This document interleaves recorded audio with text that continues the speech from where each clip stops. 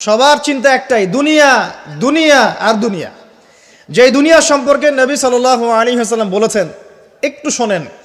যে মনে করেন এটা একটা মহাসাগর, নবী সাল্লাল্লাহু আলাইহি ওয়াসাল্লাম বলছেন এখানে একটা আঙ্গুল ঢুকিয়ে দাও, দিয়ে বের করো। এই আঙ্গুলে যতটুকু পানি আছে এটা দুনিয়া, আর এই পুরো মহাসাগরে যত পানি আছে এটা পরকাল। একদিন সাহাবীদেরকে নিয়ে নবী যাচ্ছেন সাল্লাল্লাহু আলাইহি ওয়াসাল্লাম, একটা মৃত গাধা বা বকরির বাচ্চা পড়ে আছে, মৃত গাধা বকরির বাচ্চা। সাহাবীদেরকে বলছেন, হে আমার সাহাবীরা, তোমরা কি এই বকরির বাচ্চাটাকে 1 দিরহামের বিনিময়ে কিনতে চাও? কিসের বিনিময়ে? 1 দিরহাম। তো দিরহাম কি জিনিস সেটা পরে বোঝাবো এখন ইনশাআল্লাহ, ওইগুলো এখন বুঝবেন না। দিরহাম কি জিনিস ওটা পরে বুঝবেন। দিরহাম থাকলে আর রিজার্ভ কমতো না। দিরহাম থাকতো যদি কোনো কান্ট্রি রিজার্ভ আর কমতো না। রিজার্ভ কমে ডলারের ভিত্তিতে, আর ডলার হচ্ছে এখন সারা ওয়ার্ল্ডের ডমিনেটিং কারেন্সি, ওটাকে হার্ড কারেন্সি বলে। মানে আপনি তেল কিনতে চান, 1 কোটি টাকা ব্রিফকেসে নিয়ে আমাদের আবু ধাবিতে চলে যান, গিয়ে শেখদেরকে বলেন যে আমাকে 1 কোটি টাকার তেল দেন, 1 ফোঁটাও তেল দিবেন আপনাকে, দিবে না। যতক্ষণ আপনি ওই টাকাটাকে ডলারে কনভার্ট করবেন তারপর দিবেন, আপনাকে তখন সুন্দর মতো তেল দিবে। এই dollar petrol, dollar petrol, petrol ছাড়া ডলারের এক্সচেঞ্জ নাই। এটা হচ্ছে পেট্রো ডলার মনিটরিং সিস্টেম। এবং এটা নিয়ে কথা বললে আবার এক শ্রেণীর ঘুমটাওয়ালা শায়েখ আছে, বলবে খারেজি হয়ে গেছে। যাই হোক, এটা একটা জুলুম। কিরকম জুলুম? যে আপনি আপনার ইকোনমিক পুরো ব্যালেন্সটাকে ডলারের মানদণ্ডে যাচাই করতে হবে। আপনি যতই সমৃদ্ধশালী হন না কেন, আপনি ওই হার্ড কারেন্সিকে টেক্কা দিতে পারবেন না। আপনার কাছে গোল্ড আছে মনে করেন, সোনা। এখন সোনাটাকে আপনি যে ভাঙাবেন, ভাঙিয়ে যে মানে কান্ট্রির অন্যান্য ডেভেলপমেন্টের কাজে লাগাবেন, তার জন্য ডলারের সিঁড়ি পার হয়ে যেতে হবে আপনাকে। অথচ এই দিনার এবং দিরহাম রাসূল সাল্লাল্লাহু আলাইহি ওয়াসাল্লামের যুগের কারেন্সি ছিল, দিনার দিরহাম, যার ইন্ট্রিনসিক ভ্যালু বা অন্তর্নিহিত মান কখনো কমে যাবে না। দেখাচ্ছি, দাঁড়ান, আমি এমনি এমনি করে কথা বলি না। আসহাবুল কাহফ কত বছর ঘুমিয়েছিলেন বলেন? 309 বছর। 309 বছর। পকেটের মধ্যে কিছু কয়েন ছিল, সোনার আর রূপার কয়েন। এই এলাকা ছেড়ে চলে গেছে, গুহার মধ্যে ঘুমিয়েছে, রাত কাটাবে। আল্লাহ পাক ঘুম পাড়িয়ে রেখেছেন 309 বছর। 309 বছর ঘুম থেকে ওঠার পর তারা বলছে, কেম লেবিস্তুম, তোমরা কতদিন ঘুমিয়েছো? একজন বলছে লেবিস না ইয়াওমান আও বা'দা ইয়াওম, একদিন ঘুমিয়েছি বা একদিনের কিছু অংশ ঘুমিয়েছে। ঠিক আছে, ঘুম থেকে উঠেছে, এখন ক্ষুধার্ত আমরা, যাও এই মুদ্রাগুলো নিয়ে বাজারে যাও, বাজারে গিয়ে দেখো ফালয়ানজুর আইয়ুহা আজকা তুআমা, খেয়াল করে দেখো কোন খাবারটা উত্তম পবিত্র, ওটা নিয়ে আসো। তো 309 বছর একটা মুদ্রা নিয়ে ঘুমানোর পরেও মুদ্রার মান কমে যায়নি। ওই টাকা দিয়ে ঠিকই রুটি কেনা গেছে। এখন আপনি আপনার কারেন্সিগুলো নিয়ে 309 বছর ঘুমানো লাগবে না, আপনি 10 বছর ঘুমান। 10 লাখ টাকা নিয়ে 10 বছর ঘুমান। 10 লাখ টাকার মান যদি 9 লাখ টাকায় না নেমে আনছে, তাহলে আমি নাম বদলাই ফেলাবো। এখন 1 লাখ, দাঁড়ান, ঠিক বলেন না, দাঁড়ান, বোঝেন আগে। এখন এই যে 1 লাখ টাকার মানটা হারালেন আপনি, 1 লাখ টাকার মানটা আপনি হারিয়ে ফেললেন। তো ওই 1 লাখ টাকা আর্ন করার জন্য আপনাকে শ্রম দিতে হয়নি? আপনার মাথার ঘাম পায়ে ফেলতে হয়েছে না? তাহলে আপনার শ্রমটা গেল কোথায়? তাহলে কেউ আপনার শ্রমটা লুটে পুটে খেয়ে ফেললো। যেহেতু আপনার কারেন্সির মানটা ডলার বেসড, এই কারণে ওই মনিটরিং সিস্টেম যারা চালায় ওরা আপনার এভাবে করে শ্রমটাকে সিজ করে ফেলে দেবে। আর আমি যদি আপনাকে আমার ফার্মে কাজ করিয়ে সারাদিন কাজ করানোর পরে আপনাকে কোনো পারিশ্রমিক না দেই, শ্রমের কোনো মূল্য না দেই, আপনি আমাকে জালেম বলবেন না? বলবেন কি না? ঠিক এই কারণে আমরা বলছি এই মনিটরিং সিস্টেমটাই জুলুম। আর নবীজি বলছে, দিনারের কথা বলছেন, দিরহামের কথা বলছেন। এটা যদি আপনার পকেটে থাকতো 309 বছর কেন, 1000 বছর পর উঠলে ওটার মান সেটাই থাকবে, কমতো না। এই হলো ইসলামিক কারেন্সি। তো এটা নিয়ে কথা বললে আবার এক শ্রেণীর ঘুমটাওয়ালা শায়েখ আছে, কিছু সত্য কথা ওরা হজম করতে পারে না। তখন দেখা যায় যে একটা ফতোয়া দিবে, এ খারেজি হয়ে গেছে, মানে ফাইজলামি পাইছে আর কি। কে খারেজি একটু বলে নেই। খারেজি আকীদাটা কি আসলে?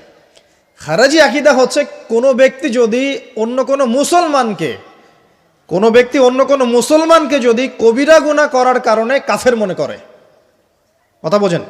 আপনি সুদ খেয়েছেন বা ঘুষ খেয়েছেন বা জেনা করেছেন, এগুলো কবিরা গুনাহ।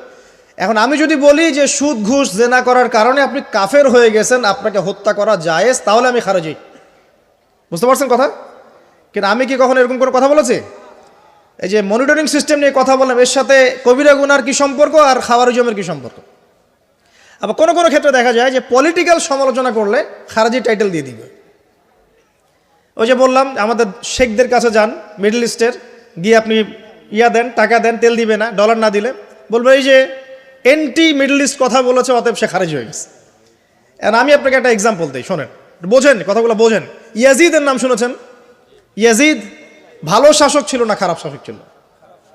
তার আমলে হুসাইন রাদিয়াল্লাহু আনহুর শাহাদাতের ঘটনা ঘটেছে, হাররার যুদ্ধ ঘটেছে, সে মদিনা আক্রমণ করেছে, মক্কাও আক্রমণ করেছিল, ম্যাসাকার করেছে। বহু সাহাবী তার এই শাসন মেনে নেয় নাই। তার মধ্যে একজন হচ্ছে আব্দুল্লাহ বিন জুবাইর রাদিয়াল্লাহু আনহু, জুবাইর ইবনে আওয়াম রাদিয়াল্লাহু আনহুর ছেলে। তার অনুসারী অনেক সাহাবী ছিলেন। আর আমাকে বলেন, ইয়াজিদ যখন মক্কা মদিনা আক্রমণ করছিল, বা তার সেনাবাহিনীরা যখন ইমাম হুসাইনকে কারবালার প্রান্তরে শাহাদত দিচ্ছে বা আক্রমণ করছে তার সপরিবারে, এখন যে সাহাবীরা তার বিরুদ্ধে একটু অবস্থান নিয়েছে, এই সবগুলো সাহাবী কি কাফের হয়ে গেছে, তাগুত হয়ে গেছে আর খারেজি হয়ে গেছিল নাকি? তারা কি ইয়াজিদের অন্যায়ের প্রতিবাদ করার কারণে খারেজি হয়ে গেছিল নাকি? তো পলিটিক্যাল সমালোচনার সাথে খাওয়ারিজমের কোনো সম্পর্ক নেই। কিন্তু এরা এটাকে একটা সুকৌশলে মুসলিম উম্মার যুবকদের মধ্য থেকে সত্য কথা বলার মানসিকতাকে কেড়ে নিয়েছে, সত্যকে উপস্থাপন করার মানসিকতাকে দমিয়ে দেওয়ার জন্য একটা খারেজি ফতোয়া শুরু করে দিয়েছে। এখন যেখানে সেখানে যা ইচ্ছা বলবেন খারেজি ফতোয়া দিয়ে দিন। সুবহানাল্লাহ। যাই হোক, ওদিকে যাচ্ছি না, আমি মূল জায়গায় আসি। দেখুন, আমরা রাসূলের হাদিস থেকে জানছি দুনিয়ার মূল্য এতটুকু, তুমি কি এই বকরির বাচ্চাটাকে 1 দিরহামের বিনিময়ে কিনবা? সাহাবীরা বলছেন 1 দিরহাম কেন ইয়া রাসূলুল্লাহ সাল্লাল্লাহু আলাইহি ওয়াসাল্লাম, বিনা মূল্যেও যদি আপনি আমাকে এটা দেন বা আমাকে এটা দেয়া হয়, আমি এটা কিনবো না। বিনামূল্যেও যদি আমাকে এই মৃত বা এই পচা গলা এই গাধার বাচ্চা বকরির বাচ্চাকে দেয়া হয়, আমি কিনবো না। নবী সাল্লাল্লাহু আলাইহি ওয়াসাল্লাম বলছেন এটাই হচ্ছে দুনিয়া। আল্লাহ পাকের কাছে দুনিয়ার মূল্য এই বকরির বাচ্চার চাইতেও কম। তো এখন আমরা যারা বস্তুবাদিতায় লিপ্ত আছি, দুনিয়ার এই যে ফিকির, সারাদিন দুনিয়ার ফিকির মানুষকে এমনভাবে পেয়ে বসে না, মানুষ দুনিয়ার আলাপ ছাড়া কোনো কথাই বলতে চায় না। দেখবেন একজন আলেমের কাছে বসবেন, সে আপনাকে কোরআনের কথা বলবে, হাদিসের কথা বলবে।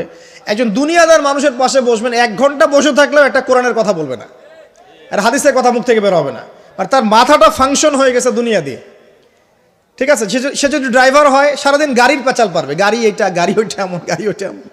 সে যদি ইকোনমিক সেক্টরের মানুষ হয় বলবে এই যে ব্যবসা এমন, এই ব্যবসা এমন, ওই ব্যবসা এমন। সুদী মহাজন হয় বলবে এই এখানে সুদ দিলে এত হবে, এখানে দিলে এত হবে। আর পলিটিক্স যদি করে তাহলে সারাদিন পলিটিক্যাল আলাপ করবে। দুনিয়ার সেক্টরে যারা পটু আর কি, দুনিয়ার ফাংশনটা মাথায় এমনভাবে ইনস্টল করা থাকে যে এটা ছাড়া অন্য কোনো কথা তার মুখ থেকে বের হবে না। নবী সাল্লাল্লাহু আলাইহি ওয়াসাল্লাম দুনিয়াকে এত তুচ্ছ করেছেন। এখন আমি আপনাকে বোঝাচ্ছিলাম যে আনতালিদাল আমাতু রাব্বাতুহা, দাসী তার মনিবকে জন্ম দিবে, এর অর্থ একটা এই যে পিতামাতার সাথে এখন দাসীর মতো আচরণ করা হবে। সেটা কি হচ্ছে না বলেন? এটা যারা পিতামাতা হয়েছেন, বার্ধক্যে চলে গেছেন, তারা খুব ভালো করে জানেন যেই সন্তানের জন্য সারাটা জীবন তারা মাথার ঘাম পায়ে ফেললেন, এই সন্তান তার খোঁজ খবর পর্যন্ত নেয় না। এখন ব্রিটেন, অক্সফোর্ড, হার্ভার্ড থেকে পড়ে আসছে, ঢাকা বিশ্ববিদ্যালয় থেকে বড় বড় ডিগ্রি নিয়ে আসছে, তার বাবা এখন থাকে বৃদ্ধাশ্রমে। জাহাঙ্গীরনগর ইউনিভার্সিটির একজন প্রফেসর, তিনি বৃদ্ধাশ্রমে আছেন। একটা ভিডিও দেখলাম তার, তিনি বলছেন যে আমি আমার পরিবারের জন্য কি না করেছি, আজকে আমি এত বড় প্রফেসর হওয়ার পরে আমার শেষ জীবনটা এখানে কাটছে। মাঝে মাঝে এগুলো দেখলে মনে হয়, মনটা চায় যে আমরাও কিছু বৃদ্ধাশ্রম করি, যাদেরকে আল্লাহ পাক তৌফিক দিয়েছেন আপনারা করবেন। যদিও ইসলামে বৃদ্ধাশ্রমের কোনো জায়গা নাই, মায়ের পায়ের নিচেই সন্তানের বেহেশত, কিন্তু এখন পরিবেশ এত খারাপ যে কিছু কিছু বৃদ্ধাশ্রমের দরকার হয়ে পড়েছে। জাতীয় একটা দৈনিক পত্রিকা দেখলাম, তারা বলছে যে এখন বৃদ্ধাশ্রম সময়ের দাবি হয়ে গেছে, বৃদ্ধাশ্রম এখন সময়ের দাবি হয়ে গেছে। আপনাদের সামর্থ্য থাকলে আপনারা করবেন। শেষ জীবনটা যেন আমাদের এই বার্ধক্যে উপনীত হওয়া মায়েরা এবং বাবারা, তারা যেন আল্লাহর ইবাদত করে কাটাতে পারে এমন একটা পরিবেশ তৈরি করে দিবেন। টেনশন ফ্রিভাবে তারা যেন 3 বেলা খায়, জিকির আজগার করে, তাসবিহ তাহলিল করে, কোরআন তেলাওয়াত করে, শেষ জীবনটা যেন ঈমান ইসলামের উপর থেকে মৃত্যুবরণ করতে পারে, এরকম একটা ব্যবস্থা করে দেন। ইনশাআল্লাহ বহুত নেকি হবে ইনশাআল্লাহ, আল্লাহ পাক আপনাকে বরকত দিবেন ইনশাআল্লাহ। এটা একটা ব্যাখ্যা হতে পারে। সেকেন্ড ব্যাখ্যা হতে পারে এই দাসী তার মনিবকে জন্ম দিবে অর্থ হচ্ছে এই যে সমাজের ন্যায় অন্যায় হক বাতিলের মানদণ্ড উল্টে যাবে, কারণ দাসী মনিবকে জন্ম দিতে পারে না। পারে? তার মানে একটা ব্যাখ্যা এটাও হতে পারে সত্য মিথ্যা হয়ে যাবে, মিথ্যা সত্য হয়ে যাবে কিয়ামতের আগে আগে, হক বাতিল হয়ে যাবে, বাতিল হক হয়ে যাবে। ঠিক এটাও অন্যান্য হাদিসে এসেছে, সত্যবাদীকে বলা হবে মিথ্যাবাদী, মিথ্যাবাদীকে বলা হবে পরম সত্যবাদী। যে ব্যক্তি আমানতদার তাকে বলা হবে খেয়ানতকারী, যে খেয়ানতকারী তাকে বলা হবে পরম আমানতদার। এটা হচ্ছে না এখন আমাদের এই বিজি শহরগুলোতে, এটা হচ্ছে না। আমাদের এখানে বিশ্বাসটা এতই কমে গেছে, দেখবেন কোনো মানুষ যদি সেধে কাউকে খাওয়ায়, আসেন হোটেলে বসেন খান, সন্দেহের চোখে তাকাবে যে না জানি আমাকে কি খাওয়াই দিল, আমাকে খাওয়ায় আবার কি লুটপাট করে, তাই না? দেখেন আমাদের শহর থেকে বিশ্বাসটা কমে গেছে না। একটা বন্ধন টিকে থাকে বিশ্বাসের উপরে। আমি বলি যে একটা সম্পর্ক শুধুমাত্র ভালোবাসার ভিত্তিতে টিকে থাকে না, ভালোবাসার চেয়ে বড় জিনিস হচ্ছে বিশ্বাস। আর সেই বিশ্বাস যখন উঠে যায় তখন পরিবার ভেঙে যায়, স্বামী স্ত্রীর বন্ধন ভেঙে যায়, সামাজিক কাঠামো ভেঙে যায়। আমাদের সমাজ থেকে বিশ্বাসটা উঠে গেছে, দেখবেন কেউ কাউকে বিশ্বাস করতে পারে না। হ্যাঁ, তো এই যে বস্তুবাদিতা আমাদের বিশ্বাসটাকে নষ্ট করে ফেলল। খেয়াল করে দেখেন, এই রাত্রেবেলা গাড়ি নিয়ে যাবেন, রাস্তায় যদি কেউ দাঁড়িয়ে থাকে, ভাই আমি খুব বিপদে পড়েছি একটু লিফট দেন, ভয়েই দাঁড়াবো না এখানে গাড়ি নিয়ে, না জানি আবার কোন ট্র্যাপে ফেলায়, তাই না? বিশ্বাস প্রতারণার কি যুগ, কেউ কাউকে বিশ্বাস করতে পারছে না, কেউ কাউকে বিশ্বাস করতে পারছে না। স্বামী তার স্ত্রীকে বিশ্বাস করে না। এই শহরে বহু স্বামী আছে এই শহরের, স্ত্রীকে বিশ্বাস করে না, কারণ জানে যে আমি বাইরে গেলে ফোনে অনেকগুলো বেটার সাথে লাইন মারে। স্বামী খুব ভালো করে জানে। এ কারণে দেখা যায় স্বামীও বাইরে আবার কয়েকটা একাধিক ওই যে বলবো উপস্ত্রী উপপত্নী জোগাড় করে রেখে দিছে, আছে না? মেয়ে স্ত্রী বাসায়, স্বামী যখন চলে যায় স্ত্রী অন্যের সাথে পরকিয়া করে, আবার স্বামী বাইরে গিয়ে স্ত্রীকে বাদ দিয়ে অন্য মেয়ের সাথে পরকিয়া করে। এই জিনিসটাই শহরে বেশি না কম বলেন? লজ্জা করেন না, সত্যি কথা বলেন, এটা বেশি না কম? বেশি, দিন দিন বাড়ছে। আর যে মিডিয়াগুলো আমরা দেখি এগুলোই শিখায় আমাদেরকে, পরকীয়া শিখায় না? পরকীয়া শিখায়। আর এটা যে এত ভয়াবহ মহামারী আকার ধারণ করেছে না, যে অনেক ক্ষেত্রে দেখা যায় স্বামী অফিসে যাওয়ার সাথে সাথেই বয়ফ্রেন্ড বাসায় হাজির। এই যে বাক্সে বাক্সে বন্দি জীবন বললাম, বাক্সে বাক্সে বন্দি ফ্ল্যাটের ভিতরে তো ঢুকলে আর বোঝা যায় না ভিতরে কি হচ্ছে। কত ফ্ল্যাটে যে জেনা হয় এখন এই শহরে আল্লাহ ভালো জানে। এই ফ্ল্যাটের প্রত্যেকটা ইঞ্চি ইঞ্চি মাটি আল্লাহর কাছে সাক্ষী দিবে।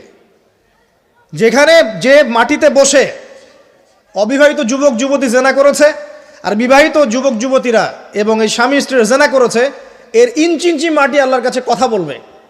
এর ইঞ্চি ইঞ্চি মাটি আল্লাহর সামনে কথা বলবে। ইযা যুলজিলাতিল আরদু জিলজালাহা ওয়া আখরাজাতিল আরদি আসকালাহা ওয়া ক্বালা লিল ইনসানু মা লাহা ইয়াওমাইযিন তুহাদ্দিসু আখবারাহা।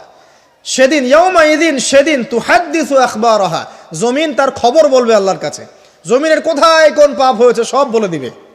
এই জমিনে এখানে দাঁড়িয়ে জেনা করেছে, ওইখানে দাঁড়িয়ে মদ খেয়েছে, ওইখানে কাউকে খুন করেছে, জমিন বলে দিবে। একটা কথা এখানে মাঝখানে বলে দেই, যারা অবিবাহিত যুবক যুবতী আছো, এই লেকচার তোমরা যারা শুনছো, তোমাদের মধ্যে কেউ যদি জেনা করে থাকো, অবিবাহিতর কথা বলছি, তোমাদের কাঁধের মধ্যে এখন 100 বেত্রাঘাতের শাস্তি ঝুলে আছে। সূরা নূরের 1 থেকে 3 নম্বর আয়াত পড়ে দেখবে, অবিবাহিত যুবক যুবতী যদি জেনা করে তাদের শাস্তি হচ্ছে 100 বেত্রাঘাত, তাও জনসমক্ষে, এবং এক বছরের জন্য নির্বাসন। এই বিধানগুলো যদি পৃথিবীর কোনো দেশেও না থাকে, আসমানে আছে। মরার সাথে সাথেই এই বিধান কার্যকর হবে ইনশাআল্লাহ। বাঁচার বুদ্ধি কি? একটাই উপায় আছে। এই লেকচার কানে চলে গেছে, অনতিবিলম্বে অজু করবে। অজু করে খালেসভাবে রাতের শেষ রাতে জায়নামাজ বিছাবে। জায়নামাজ বিছিয়ে আল্লাহর সামনে দাঁড়িয়ে 2 রাকাত নামাজ পড়বে। পড়ে নিজের পাপের কথা স্মরণ করে চোখ দিয়ে দরদর করে পানি ফেলে দিবে। আল্লাহকে সেজদায় গিয়ে বলবে, আল্লাহ আমি জেনা করেছি, আমাকে মাফ করে দাও। আমার এই পাপের কথা কেউ জানে না, তুমি জানো, মাফ করে দাও।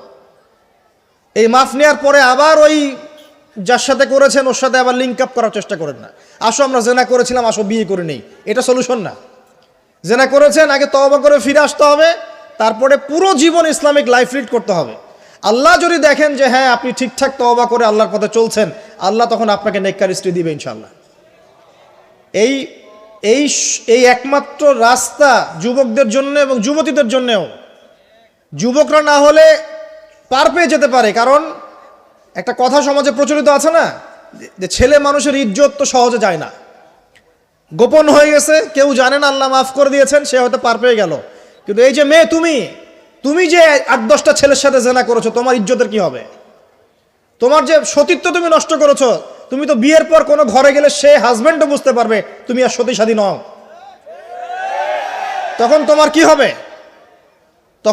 কি হবে? এটা গেল স্বেচ্ছায় জেনা। আর যদি আপনি ধর্ষণ করে থাকেন কাউকে, তাহলে তার হক তাকে ফেরত দিতে হবে। কিভাবে দিবেন সেটা আপনার বিষয়। আল্লাহর কাছে ক্ষমা চান, ইস্তেগফার করেন। জেনার ফলশ্রুতিতে সমাজে মহামারী নেমে আসে। জেনা, পরকীয়া, অশ্লীলতার কারণে সমাজে এমন সব রোগ ব্যাধির উদ্ভব হয় যেগুলো কখনো ছিল না। এই শহরটা জেনার শহর। আমাদের এই ঢাকা শহর জেনার শহর। আপনাকে এটা বোঝার জন্য আমার লেকচার না শুনে আপনি পেপার পত্রিকা ঘাটেন, অনলাইন সার্চ করেন, দেখবেন এই শহরে আনাচে কানাচে জেনা হয় এবং ওপেন জেনা হয়। মানুষ জেনাকে হালাল মনে করে। এই শহরের যুবক যুবতী যারা একে অপরের সাথে বয়ফ্রেন্ড গার্লফ্রেন্ড কালচারে লিপ্ত আছে, এটাকে তারা হালাল মনে করে, কেউ হারামও মনে করে না। কত বড় সাহস দেখায়। আর রাস্তা দিয়ে আমরা হেঁটে গেলেও বয়ফ্রেন্ড গার্লফ্রেন্ড এসে আমাদেরকে সালাম দেয়, হুজুর আমাদের জন্য একটু দোয়া করেন। তো প্রত্যেকটা পার্কে যাবেন, এই যে আপনাদের রেস্টুরেন্টগুলোতে যাবেন, দর্শনীয় যে স্পটগুলো সেখানে যাবেন, দেধার সে জেনা হচ্ছে, জেনা আর জেনা।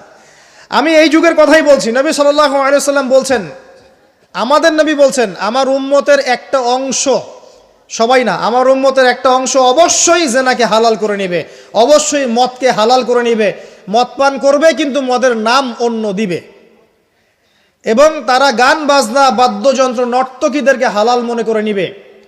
নবী সাল্লাল্লাহু আলাইহি ওয়াসাল্লাম বলেছেন, যখন সমাজে এরকম পাপ বাড়ে তখন সমাজে এমন সব রোগ ব্যাধি আসে যা আগে কখনো ছিল না। এবং এদের ব্যাপারে নবীজি বলেছেন, একদিন সকালবেলা আল্লাহ পাক এদেরকে বানর এবং শুয়োর বানিয়ে দিবেন। কিয়ামতের আগে এই ঘটনাও ঘটবে, বিকৃত হবে। ভূমিকম্প, ভূমিধস এবং আকৃতির বিকৃতি, এগুলো আযাব আসবে আল্লাহর পক্ষ থেকে, এই জেনা, এই ব্যভিচার, এই পরকীয়া, নোংরামি, অশ্লীলতার কারণে। ঘরে এগুলা বয়ফ্রেন্ড গার্লফ্রেন্ড কালচার। কেউ মনে করে না যে এগুলা হারাম। কেউ মনে করে না যে আমার এই যে সহপাঠী আমার গায়রে মাহরাম। এই গায়রে মাহরাম শব্দটাই নাই। কাজিন, চাচাতো বোন, মামাতো বোন, খালাতো বোন, এই যে কাজিন, এরা জেনা করছে। কি দেখা বাকি রেখেছে এই যুগে আমরা দেখছি যে নিজের মেয়ের সাথে পিতার শারীরিক সম্পর্ক। পেপার পত্রিকা পড়েন, একটু অনলাইন ঘাটেন, দেখেন কোন যুগে আছেন আপনি। সমাজে ন্যায় অন্যায় হক বাতিলের মানদণ্ডই উল্টে যাবে। মানুষ ন্যায়কে অন্যায় মনে করবে, অন্যায়গুলোকে ন্যায় মনে করে নিবে। কোনো মানদণ্ড নাই। আমাদের শহরের এই অবস্থা, শান্তিতে কিভাবে ঘুমাবেন আপনি? নিশ্চিন্তে থাকবেন কিভাবে? কখন যে আল্লাহর গজব চলে আসে। কোরআনে একটা আয়াত আছে, যখন আল্লাহ পাকের গজব আসবে তখন শুধু জালেমদের উপর খাস করে আসবে না। আলেমদেরকে জিজ্ঞাসা করেন, আলেম ওলামাদেরকে জিজ্ঞাসা করেন, যখন আল্লাহর গজব আসবে জালেমদের উপরে শুধু খাসভাবে আসবে না, সবার উপরে আসবে। তা আমি খুব ভালো মানুষ, ওয়াজ করছি, নসিহত করছি, পার পেয়ে যাবো এমন ভাবার সুযোগই নাই। আপনাকে আপনার সাধ্য মতো অন্যায়ের প্রতিবাদ করার চেষ্টা করতে হবে। লা তা'মুরুন্না বিল মা'রুফ, নবীজি বলছেন, অবশ্যই তোমরা সৎ কাজের আদেশ করো। ওয়া লা তানহাউন্না আনিল মুনকার, অবশ্যই অসৎ কাজে নিষেধ করো। আও লা ইউশিকান্নাল্লাহু আন ইয়াবআসা আলাইকুম ইকাবাম মিন, অন্যথায় আমি আশঙ্কা করি তোমাদের উপর আল্লাহর পক্ষ থেকে বিশাল গজব আসবে। সুম্মা তাদউনাহু, এরপর তোমরা সবাই আল্লাহর কাছে দোয়া করবে, আল্লাহ গজব সরিয়ে দাও। লা ইউস্তাজাবু দুআকুম, তোমাদের দোয়া কবুল করা হবে না। নবী সাল্লাল্লাহু আলাইহি ওয়াসাল্লাম বলেছেন, মান রাআ মিনকুম মুনকারান, তোমাদের মধ্যে যে কেউ হুএভার হি ইজ, যে কেউ যদি কোনো মুনকার, নোংরা গর্হিত কোনো কাজ দেখে, তাহলে যেন ফাল ইউগাইয়ির বিয়াদিহি, তার সামর্থ্য থাকলে হাত দিয়ে যেন ঠেকায়। যাদেরকে আল্লাহ পাক হাত দিয়ে ঠেকানোর ক্ষমতা দিয়েছেন তাদেরকে আল্লাহ পাক জিজ্ঞাসাবাদ করবেন, কেন ঠেকালে না তুমি? জেনার লাইসেন্স দিলে কেন? মদের লাইসেন্স দিচ্ছ কেন? ঠেকালে না কেন তুমি? অন্যায় কাজকে ঠেকালে না কেন? যদি তুমি না পারো, আইল্লাম ইয়াস্তাতি, যদি সে না পারে, তাহলে ফাল ইউগাইয়ির বিলিসানি, তাহলে যেন মুখ দিয়ে সেটা প্রতিবাদ করে। এই যে মুখ দিয়ে প্রতিবাদ করার ক্ষমতা আলেম ওলামার আছে, যাদের হাতের ক্ষমতা নেই মুখের ক্ষমতা আছে, সেটাও যদি না পারে, ওয়াইল্লাম ইয়াস্তাতি, সেটাতেও যদি সে সক্ষম না হয়, ফাবিকলবিহি, তাহলে যেন অন্তর দিয়ে ঘৃণাটা পর্যন্ত করে। ওয়াবিযালিকা আদআফুল ঈমান, এটা হচ্ছে ঈমানের সবচেয়ে নিকৃষ্ট একটা অবস্থা, সর্বনিম্ন অবস্থা। এর নিচে ঈমানের কোনো অবস্থাই নাই। তার মানে অন্যায় দেখে আমাদের যাদের মনে কোনো ফিলিংসই কাজ করছে না, তার মানে আমাদের ঈমান নাই আসলে। সহজ কথা, ঈমানের সেই তেজ নাই আমাদের মধ্যে। আসুন, একটা ব্যাখ্যা এটাও হতে পারে সমাজে ন্যায় অন্যায় হক বাতিলের মানদণ্ড উল্টে যাবে। আরেকটা জায়গায় যাচ্ছি, তার আগে একটা কথা বলতে ভুলে গিয়েছিলাম। এখন বিবাহিত যারা আছে, এই যে দেবর আর ভাবি, এই যে শালি আর দুলা ভাই, মধুর সম্পর্ক না এগুলা? দাঁড়াও, এগুলো মধুর সম্পর্ক। দেখা যায় সুবহানাল্লাহ, এই যে আমার এখানে ফোন আছে না, আমাদের অফিসিয়াল পেজ আছে, অফিসিয়াল পেজে যত প্রশ্ন আসে দেখি ম্যাক্সিমাম জেনা কেন্দ্রিক, ব্যভিচার কেন্দ্রিক, পরকীয়া কেন্দ্রিক। যারা বিবাহিত ব্যক্তি হওয়ার পরেও পরকীয়া করেছেন, বিবাহ করার পরেও পরকীয়ার পাপে লিপ্ত ছিলেন বা এখনও আছেন, জেনে হোক না জেনে হোক করেছেন, অথবা এটা জেনে করেছেন যেটা একটা খারাপ কাজ, তারপরেও করেছেন। রাসূলুল্লাহ সাল্লাল্লাহু আলাইহি ওয়াসাল্লামের হাদিস এবং আল্লাহ পাকের কালাম অনুযায়ী তাদের শাস্তি হচ্ছে কোমর পর্যন্ত মাটিতে পুঁতে ফেলে পাথর নিক্ষেপ করে রজম করে হত্যা করা। ইসলামিক যদি কোনো রাষ্ট্র থাকতো, বা এটা যদি হতো, বা এটা যদি ইমামুল মাহদির যুগ হতো বা ওমর রাদিয়াল্লাহু আনহুর যুগ হতো, তাহলে এই শাস্তির বাইরে আপনি চলতে পারতেন না, যদি এটা প্রমাণ হতো। এই শাস্তি যদি দুনিয়াতে কার্যকর নাও হয়, আপনি যদি তওবা না করে মারা যান, তাহলে কিয়ামতের মাঠে এই শাস্তি আপনি ভোগ করবেন। খুব মজা লাগছে পরকীয়া করতে? সকালে একটার সাথে, দুপুরে একটার সাথে, আজকে একজনের সাথে রাত কাটান, কালকে আরেকজনের সাথে রাত কাটান, খুব মজা পাচ্ছেন। রাত্রেবেলা মদ খান আর হোটেলে রাত কাটান, সকালবেলা আবার অফিসে যান। আমাদের শহরের এগুলা কালচার কোত্থেকে আসলো? এই শহরকে পবিত্র করবে কে, এবং এই শহরের আসল রূপগুলো স্পষ্ট করবে কারা? খুব মজা পাচ্ছেন এগুলোতে। সুবহানাল্লাহ। একটা বিষয় বুঝাই, ইসলামে কেসাস আছে, কেসাস। মনে করেন আমাকে কেউ হত্যা করেছে, আপনি তাকে হত্যা করতে পারবেন। মনে করেন আপনি কাউকে হত্যা করেছেন, ঠিক আমাদের লজের মধ্যে কেউ যদি কাউকে হত্যা করে তাকে ফাঁসি দেওয়া হয় না, এরকমই কেউ যদি কাউকে হত্যা করে, ইসলামের বিধান কেসাস করা, মানে হাতের বদলে হাত, চোখের বদলে চোখ, কানের বদলে কান, নাকের বদলে নাক, জানের বদলে জান, যদি প্রমাণ হয়। কিন্তু এখানেও হত্যাকারীর বাঁচার সুযোগ আছে। কিরকম? মনে করেন আপনি আমার পরিবারের কাউকে হত্যা করেছেন, আল্লাহ না করুক। এখন আপনি এসে আমাকে ক্ষমা চাচ্ছেন যে আমার ভুল হয়ে গেছে, আমি রক্তপণ দিব, আমাকে মাফ করে দেন। এখন আমাদের পরিবারে কি আপনাকে বললো ঠিক আছে আপনাকে মাফ করে দিলাম, আপনার কেসাস করার দরকার নেই, আপনি রক্তপণ দিয়ে দেন, তাহলে আপনি বেঁচে থাকার সুযোগ পেলেন। কথা বুঝতে পারছেন? আরেকটা হচ্ছে মুরতাদ। মনে করেন কেউ ইসলামের কিছু বিষয়কে অস্বীকার করেছে, তাকে জেলখানায় বন্দি করে রাখা হবে, সুযোগ দেওয়া হবে যে আপনি কি এগুলো জেনে শুনে বলেছেন, নাকি এর উপর অটল থাকবেন না ফিরে আসবেন। সে যদি বলে না আমি তওবা করলাম, আমি এগুলো থেকে ফিরে আসলাম, ও বেঁচে থাকার অধিকার পেয়ে গেল। কিন্তু বিবাহিত ব্যক্তি যারা ব্যভিচার করেছে, বিবাহিত ছেলে বা মেয়ে ব্যভিচার করেছে, তওবা করে যদি ফিরেও আসে, রজমের শাস্তি থেকে বাঁচার কোনো সুযোগ নাই। বুঝাতে পারছি না? একজন মহিলার কথা বলি তারা বুঝতে পারবেন। এটা একজন মহিলা সাহাবীর ক্ষেত্রেও হয়েছে, একজন পুরুষ সাহাবীর ক্ষেত্রেও হয়েছে। আচ্ছা, পুরুষ সাহাবীর কথা বাদ দিয়ে মহিলা সাহাবীর কথাটা বলি। মহিলা সাহাবী এসেছেন, এসে নবীজিকে বলছেন ইয়া রাসূলুল্লাহ তাহিরনি, আমাকে পবিত্র করুন, আমি একটা অন্যায় করেছি, আমি বিশাল একটা অন্যায় করেছি। নবী সাল্লাল্লাহু আলাইহি ওয়াসাল্লাম বলছে কি করেছো তুমি? তখন সে বলছে আমি জিনা করেছি। নবী সাল্লাল্লাহু আলাইহি ওয়াসাল্লাম বলছেন বাসায় যাও, বাসায় গিয়ে আল্লাহর কাছে তওবা করো, আল্লাহ পাক মাফ করে দিবেন। নবীজি এটাকে হাইড করতে চাচ্ছেন, কারণ কি, যখন আপনি কেস আদালতে নিয়ে যাবেন তখন তো উপায় নাই, আপনাকে তো বিচার করতেই হবে। তুমি বাসায় ফিরে যাও, তওবা করো, আল্লাহ মাফ করে দিবেন। সে মহিলা নাছোড়বান্দা, না আমার বিচার করে দেন, আমার বিচার করে দেন, পরকালে আমি শাস্তি পেতে চাই না, দুনিয়াতে আমার বিচার করে দেন। নবী সাল্লাল্লাহু আলাইহি ওয়াসাল্লাম বলছে তুমি কি গর্ভবতী হয়েছো? হ্যাঁ, জেনার কারণে আমি গর্ভবতী হয়ে গেছি। এরকম হচ্ছে না এখন? আর যে অ্যাবর্শন করছে না, ওই যে ক্লিনিকে গিয়ে, এটাও ট্রেন্ড হয়ে গেছে। হইল, সমস্যা কোথায়? কি এমন হয়েছে? আমার কি কেরিয়ার নষ্ট হয়ে গেছে? ফ্যামিনিস্ট নোংরা মেয়ে কোথাকার। তারপরে এই মেয়ে বলছে হ্যাঁ আমি গর্ভবতী হয়েছি ইয়া রাসূলুল্লাহ। নবী সাল্লাল্লাহু আলাইহি ওয়াসাল্লাম বলছেন বাসায় ফিরে যাও, সন্তান যখন খালাস হবে তারপরে এসো বিচার করে দেব। 9 থেকে 10 মাস সে এই সন্তানকে গর্ভে ধরলো, ধরার পরে সন্তান যখন খালাস হয়ে গেল, সে নবীর কাছে এসে সন্তান কোলে নিয়ে, নবজাতক, ইয়া রাসূলুল্লাহ সাল্লাল্লাহু আলাইহি ওয়াসাল্লাম দরুদ পড়বেন, আমাকে পবিত্র করে দিন, আমার সন্তান হয়ে গেছে এখন। নবী সাল্লাল্লাহু আলাইহি ওয়াসাল্লাম বলছেন, সন্তান কি দুধ খাচ্ছে? হ্যাঁ, দুধ খাচ্ছে। তাহলে তুমি তাকে দুধ পান করাও। কত বছর দুধ পান করাতে হয়? 2 বছর। 2 বছর দুধ পান করাও। দুধ পান করা শেষ হবে, তারপরে এসে তোমার বিচার করে দেব। এবার 2 বছর দুধ পান করানোর পর এই মহিলা এসেছে, সন্তানের হাতে একটা রুটি।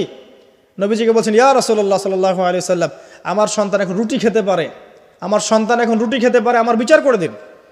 তখন নবী সাল্লাল্লাহু আলাইহি ওয়াসাল্লাম বলছেন, সাহাবীরা, তোমাদের মধ্যে কেউ কি আছো এই সন্তানের দায়িত্ব নিবে? একজন আনসার সাহাবী বলছেন, আমি দায়িত্ব নিব। তখন এই আনসার সাহাবীর কোলে নবী সাল্লাল্লাহু আলাইহি ওয়াসাল্লাম এই বাচ্চাকে তুলে দিলেন।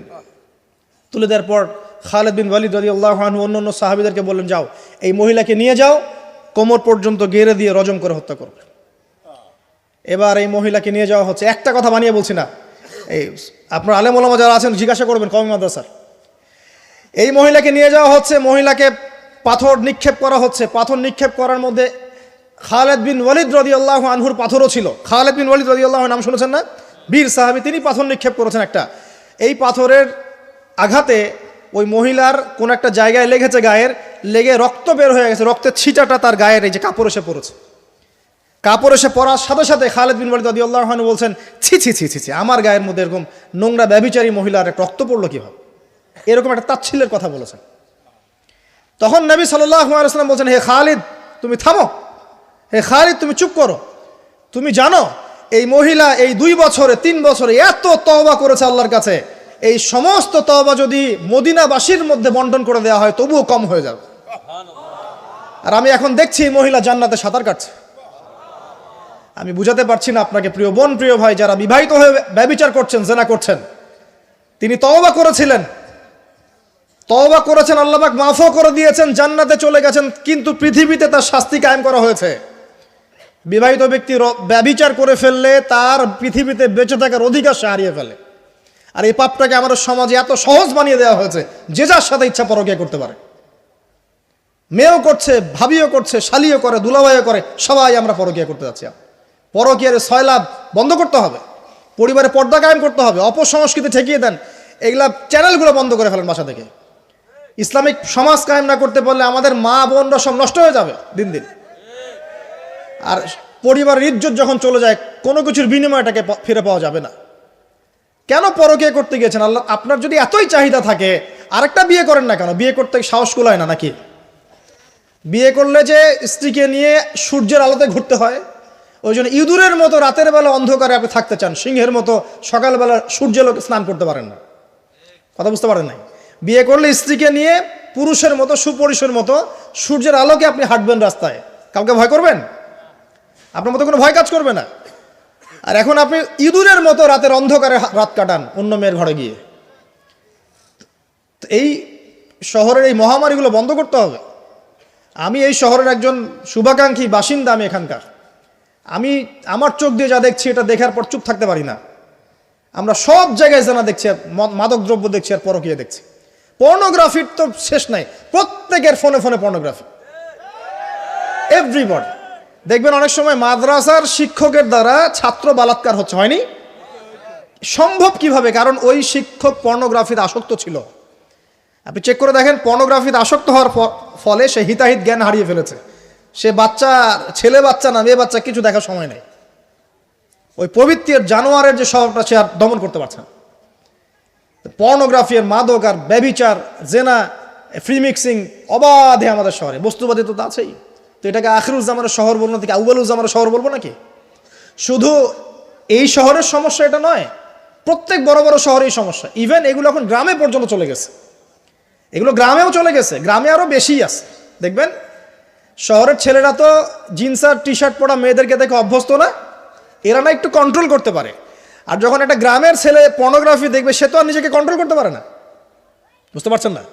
আমাদের শপিং মলগুলোতে গেলে আমরা দেখি টি শার্ট আর গেঞ্জি পরা মেয়ে ঘুরছে, তাই না? এটা দেখতে দেখতে অভ্যস্ত আমরা, এই জন্য আমরা কন্ট্রোল করতে পারি কিছুটা হলেও, তাই না ছেলেরা? কিন্তু গ্রামের ছেলে মেয়ে যারা, তারা কিন্তু পর্ন দেখলে আর কন্ট্রোল করতে পারে না। দেখুন গ্রামে ধর্ষণ দিন দিন বাড়ছে, day by day, day by day. এই সমস্যাগুলো বড় বড় প্রত্যেক বিগ সিটিজ অ্যান্ড টাউনে এই সমস্যা, একই সমস্যা। এর ছড়ালো কারা? ওই পশ্চিমাদের থেকে এই সমস্ত বিশ্বে এগুলো ছড়িয়ে গেছে। এরা এমন একটা সভ্যতা যারা প্রত্যেকটা পাপকে গ্লোবালাইজেশন করে দিয়েছে। সুদ খেয়েছে, সারা বিশ্বে ছড়িয়ে দিয়েছে। মদ খেয়েছে, সারা বিশ্বে ছড়িয়ে দিয়েছে। জেনা করেছে, সারা বিশ্বে ছড়িয়ে দিয়েছে। ফ্যামিলিস্ট রেভলিউশন সারা বিশ্বে ছড়িয়ে দিয়েছে। ব্যাংকিং, সুদভিত্তিক ব্যাংকিং সিস্টেম সারা বিশ্বে ছড়িয়ে দিয়েছে। প্রত্যেকটা সমস্যা দেখবেন ওখান থেকে সারা বিশ্বে ছড়িয়ে গেছে। আর আমরা মনে করি ওরাই নাকি মানবতার মুক্তির পথ দেখাবে। সুবহানাল্লাহ। ওরা তো ছেলে ছেলে বিয়ে করে। যে সম্প্রদায় ছেলে ছেলে বিয়ে করে ও আমাকে ভালো মন্দ শিখাবে? ওখানে তো একটা প্রত্যেক 10 সেকেন্ডে একটা করে মেয়ে রেপ হয় আফ্রিকান কন্টিনেন্টে। জার্মানির আমি পর্নোগ্রাফির একটা লেকচার দিয়েছি, দেখবেন নীল দর্পণ, ওখানে সব ডিটেলস দিয়েছে। জার্মানি, ব্রিটেন বলেন, আমেরিকা বলেন, এই প্রত্যেকটা কান্ট্রির মধ্যে প্রত্যেক মিনিটেই একটা করে মেয়ে ধর্ষণের শিকার হচ্ছে। ওরা আমাকে শিখাবে নারীর স্বাধীনতা অধিকার? আমার কাছে কোরআন এবং সুন্নাহ আছে, রাসূল আছেন, আমার কাছে আল্লাহ আছেন, এগুলোকে বাদ দিয়ে তোমার কথা শুনতে হবে আমাকে? এরা আমাদেরকে বাঁচাবে না, বরং এরা সারা বিশ্বে ইয়াজুজ মাজুজের মতো ফিতনার ফাসাদ সৃষ্টি করে বেড়াচ্ছে।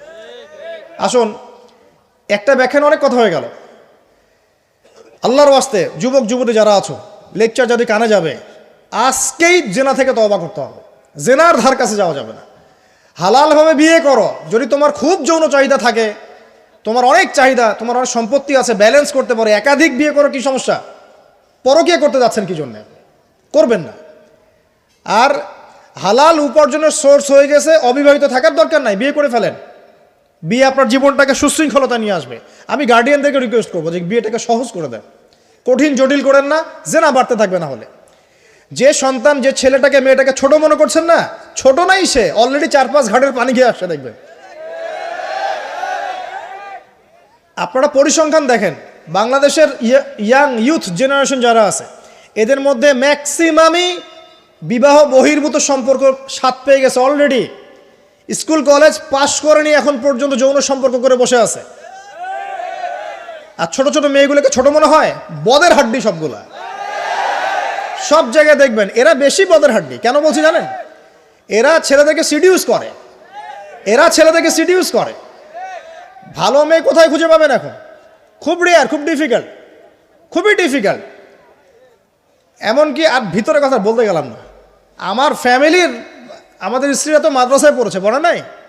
ভিতরে কথা বলতে গেলাম না, মাদ্রাসায় পড়া মেয়ে কেমন করে এগুলা কাজ করতে পারে? অতএব বিয়েটাকে সহজ করেন, জেনাটাকে বন্ধ করেন, পরকীয়া রাস্তা বন্ধ করেন।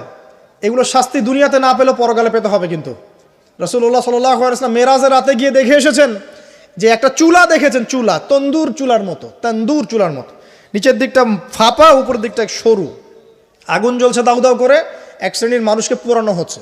আগুন যখন ফ্লো বাড়ছে, মানুষ উপরে আসছে, ফ্লো কমছে, নিচে নামছে, এভাবে আর কি। রাসূলুল্লাহ সাল্লাল্লাহু আলাইহি ওয়াসাল্লাম জিজ্ঞাসা করলেন, ইয়া জিবরিল, এরা কারা? জিবরাইল আলাইহিস সালাম বলছে, এরা আপনার উম্মতের সেই সব ব্যক্তি যারা জেনার পাপে লিপ্ত ছিল, এবং তাদের এই আযাব থেকে এত দুর্গন্ধ বের হচ্ছে কল্পনা করতে পারবেন না। আর এক শ্রেণীর লোককে দেখেছেন, সামনে এই যে ভালো গোশত, পাশে খারাপ পচা গোশত, বসে বসে পচা গোশত খাচ্ছে, ভালো গোশত খাচ্ছে না। শাস্তি হচ্ছে কবরে, বারজাখের জগতে। নবী জিজ্ঞাসা করছেন, এরা কারা? জিবরাইল আলাইহিস সালাম বলছে, এরা হচ্ছে আপনার উম্মতের সেই সব ব্যক্তি যাদের ঘরে পবিত্র স্বামী ছিল, পবিত্র স্ত্রী ছিল, তাদের সাথে সন্তুষ্ট না থেকে তারা পরকীয়া করেছে। আল্লাহ পাক আমাদের শহরটাকে হেফাজত করুন। আমি এখানে একটাই সলিউশন, ইসলামিক অনুশাসন, আদারওয়াইজ অন্য কোনো সলিউশন নাই। কতক্ষণ ভালো থাকবেন আপনি?